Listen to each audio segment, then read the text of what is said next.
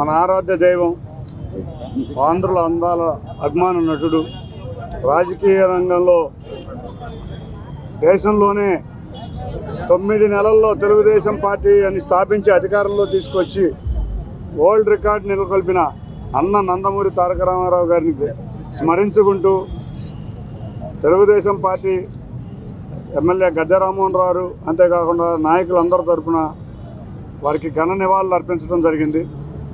ఒక్కటే, ఆయన జీవితం ఒక రైతు కుటుంబంగా ప్రారంభమై మద్రాసులో సినీ రంగంలో ఉన్న రికార్డులన్నీ ఆయనే బద్దలు కొట్టారు. చూస్తే ఒకనొక సమయంలో అన్ని చిత్రాలు కూడా సిల్వర్ జూబ్లీ, అంటే మొగటం లేని మహారాజు, సినిమా రంగంలోనే మొగటం లేని మహారాజుగా, అదేవిధంగా రాజకీయ రంగంలో కూడా ఎన్నో రికార్డులు సృష్టించి రాజకీయ రంగంలో కూడా ఢిల్లీని సైతం గజగజలాడించిన మా వ్యవస్థాపక అధ్యక్షులు నందమూరి తారక రామారావు వారి తెలుగుదేశం పార్టీ గూడు నీడ నినాదంతో స్థాపించిన వారి యొక్క నినాదంతో తెలుగుదేశం పార్టీ స్థాపించబడింది. తదుపరి గౌరవ ముఖ్యమంత్రి నారా చంద్రబాబు నాయుడు గారి ఆధ్వర్యంలో తెలుగుదేశం పార్టీ అదేవిధంగా కొనసాగుతా రేపు 2047లో స్వర్ణాంధ్రప్రదేశ్ సాధన దిశగా ప్రయాణిస్తున్నాం. ప్రతి ఒక్క పేదవాడి ఇల్లు గూడ నీడ నినాదంతో ప్రారంభమైన ఇదే పార్టీ వారి మనవడు నారా లోకేష్ గారి ఆధ్వర్యంలో మరొక రికార్డ్, ఆయన ఏ విధంగా రికార్డులు సృష్టించారో ఈయన కూడా అదేవిధంగా కోటి సభ్యత్వాలు, దేశంలో ఎక్కడా లేని విధంగా ఒక ప్రాంతీయ పార్టీలో కోటి సభ్యత్వాలు రావడం అంటే అది కూడా ఒక రికార్డు. దాన్ని ముందుకు దూసుకువెళ్తుంది. ఇటువంటి ఆయన ఆశయాల్ని మనందరం కలిసి ముందుకు తీసుకెళ్తామని పేరున అందరికీ కూడా ధన్యవాదాలు తెలుపుకున్నాం. నందమూరి తారక రామారావు గారికి విజయవాడ తూర్పు నియోజకవర్గం తరఫున ఘనమైన నివాళులు అర్పిస్తూ, ఎన్టీ రామారావు గారు చేపట్టిన 2 రూపాయలకే కిలో బియ్యం అనే పథకం అప్పటి వరకు భారతదేశంలో ఏ ముఖ్యమంత్రి కానీ ఏ రాజకీయ నాయకుడు కానీ చేపట్టిన బృహత్తరమైన పథకం. అది భారతదేశాన్ని ప్రభావితం చేయడమే కాకుండా ఈ రోజున కేంద్ర ప్రభుత్వమే అన్ని రాష్ట్రాల్లోనూ ఆ కార్యక్రమాన్ని మొదలుపెట్టిన సంగతి మనందరం కూడా గుర్తు చేసుకోవాలి.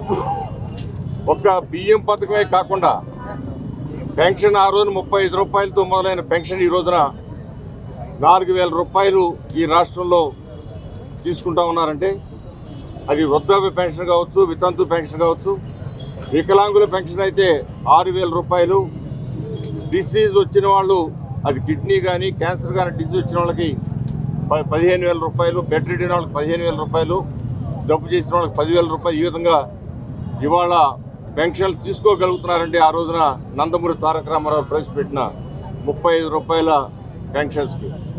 అది కూడా ఆంధ్ర రాష్ట్రంలోనే మొట్టమొదట ప్రారంభించడం జరిగింది. దాని తర్వాత అన్ని రాష్ట్రాల్లో కూడా దాని యొక్క ప్రభావం అన్ని రాష్ట్రాల మీద పడి ప్రతి ఒక్క ముఖ్యమంత్రి కూడా దాన్ని చేపట్టే స్థితికి, దానితో పాటు పక్కా గృహ నిర్మాణం అనేది మొదలైంది ఆంధ్ర రాష్ట్రంలో. నందమూరి తారక రామారావు ముఖ్యమంత్రి అయిన తర్వాత ఆయన చేతుల మీద పక్కా గృహ నిర్మాణం. అంతకుముందు ఇందిరాగాంధీ గారు 2 వాసాలు 4 తాటాకులు ఇచ్చిన సందర్భాలు కూడా ఉన్నాయి. అది కూడా ఆ రోజున పరిస్థితి బట్టి ఆ విధంగా చేసిన ప్రతి పేదవాడికి కూడా పక్కా గృహం అనేది ఉండాలి, గాలికి వానలకి పడిపోకుండా భవన నిర్మాణం జరగాలని చెప్పి మొట్టమొదట ప్రారంభించిన వ్యక్తి. ఇవాళ కేంద్ర ప్రభుత్వం ప్రతి ఒక్కరు కూడా ఇల్లు కట్టించాలని చెప్పి అంటా ఉందంటే ఇదంతా కూడా నందమూరి తారక రామారావు గారు చూపించిన దారి అన్నది మనందరం కూడా మర్చిపోకూడదు. అలాంటి మహోన్నతమైన వ్యక్తి ఘనమైన నివాళులు అర్పిస్తూ ఆయన ఆశయాలు, ఆయన ఆదేశాలన్నీ కూడా తూచా తప్పకుండా పాటించడానికి మేమందరం కూడా ప్రయత్నం చేస్తామని చెప్పి మరొకసారి ఆయన నిలువెత్తు విగ్రహం ముందు శపథం చేస్తూ పార్టీని, ఆయన స్థాపించిన తెలుగుదేశం పార్టీని మరింత పటిష్టతగా ముందుకు తీసుకెళ్లేదానికి మేమందరం ప్రయత్నం చేస్తామని తెలియజేస్తున్నాను.